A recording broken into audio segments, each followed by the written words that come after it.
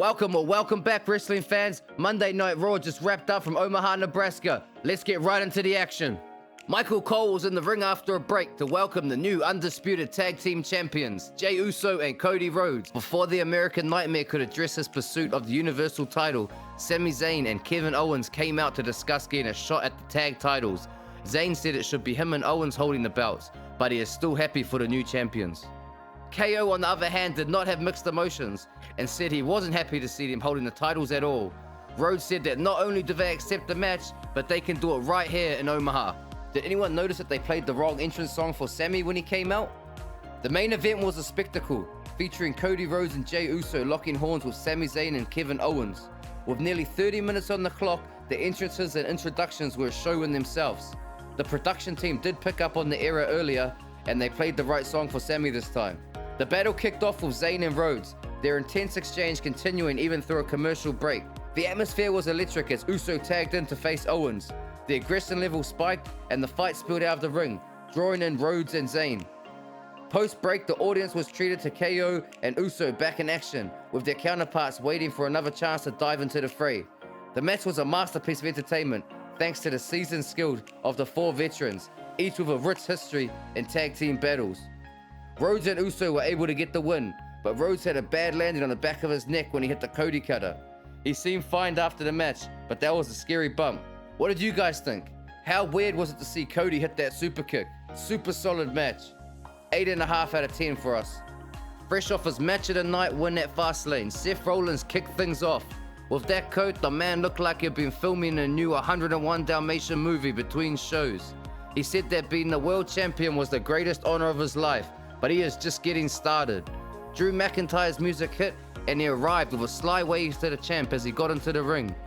The Visionary assumed the Scottish Warrior wanted a title match and seemed fired up to compete, but McIntyre told him he did want the match, but only once Rollins was back to full strength.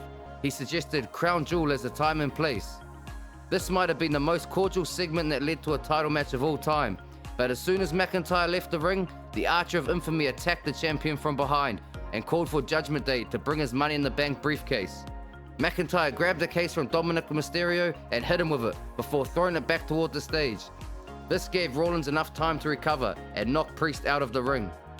Booking the world title match for Crown Jewel and giving us a tease for a Money in the Bank cash-in was a fun way to open the show, especially since it showed that Priest is no longer asking for Rhea Ripley's permission to use his contract. Ivar vs Kofi Kingston in a Viking Rules Match. The first match of the night was the Viking Rules bout between Ivar and Kingston. This match came about after Ivar lost to Xavier Woods last week and then destroyed both members of the New Day. Kingston began to take control after he brought a table into the ring and put Ivar through it. Then out of nowhere, Valhalla jumped on him. Woods ran out from the back and baited it into running into a barricade, but then Ivar crushed him against the barricade too. When Kingston went for trouble in paradise, Ivar caught him and slammed him through a table. The big man then finished off the former champ with a moonsault for the win. This was more entertaining than expected and definitely filled his spot. These Viking Rules matches usually deliver. Ivar has looked great in his solo outings recently, and it's awesome to see the WWE use him while Eric is injured instead of putting him on the shelf. We'll give it a generous 7 out of 10. On a side note, looks like the WWE didn't have the big wooden ship piece on hand like we saw in the last Viking Rules matches. They must have ditched it at the last venue. Thing would have been a real pain in the ass to cart everywhere. Two of the most powerful women in WWE clashed when Jax and Rodriguez met for a match. This comes after weeks of Jax attacking random women on the show. The fight spilled out of the ring after Jax propelled Rodriguez into the ring post so hard she ended up falling through the ropes and out of the ring. The match was going well until Rhea Ripley attacked Jax to cause a DQ. Shayna Baszler also ended up coming into the ring and ended the segment by nailing Ripley with a knee to the face. Even though this match was between Jax and Rodriguez, Baszler and Ripley stole their thunder at the end of it by setting up a possible title bout. Result, Rodriguez was disqualified when Ripley attacked Jax. We'll give this one a 6 out of 10. We feel like we've been going to the DQ far too often lately and nothing was really settled here. Ricochet was about to enter the ring for a match when Shinsuke Nakamura attacked him, which was a follow-up from earlier in the show when Ricochet attacked Nakamura backstage.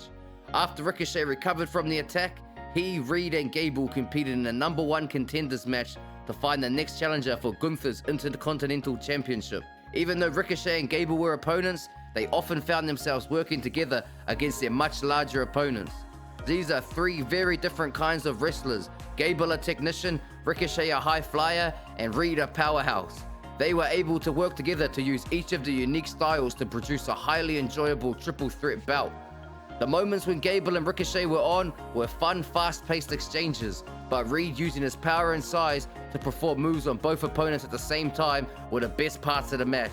The Australian powerhouse was able to secure the win with his patented tsunami splash from the top rope. The result, Reed pinned Ricochet with the tsunami. Super fun match, worthy of a 9 out of 10.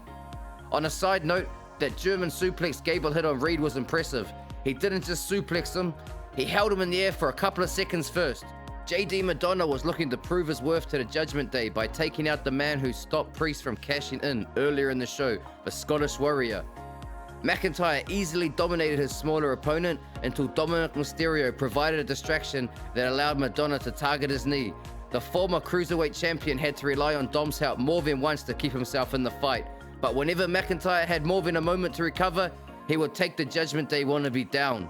He drilled Madonna with the Future Shock DDT before lining up for the Claymore and knocking his head off. This is exactly what it needed to be, which was a glorified squash match that showed McIntyre's dominance and exposed Madonna's weakness. It wasn't a very long or memorable match, but it accomplished exactly what it needed to.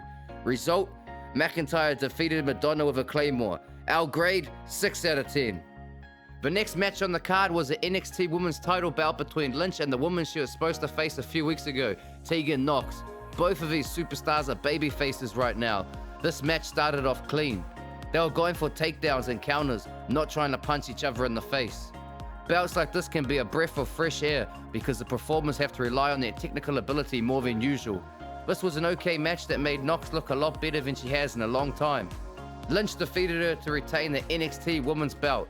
This scraped in at a 6 out of 10, only because Bicky didn't get on the mic. All in all, this was a strong week for the Red brand. We'll give the offering a 7.5 out of 10. Not one to be outdone, WWE is loading up Tuesday's episode of NXT to compete against AEW Dynamite. It looks like we have a great week of wrestling ahead of us. Thank you for staying with us this far. Please consider dropping a like and subscribing to stay up to date with the latest wrestling action. Check out some of these other videos on screen, and we'll catch you on the next one. Give ops the belt. Jump from the turnbuckle. 556 and 223 STDs trying to burn something.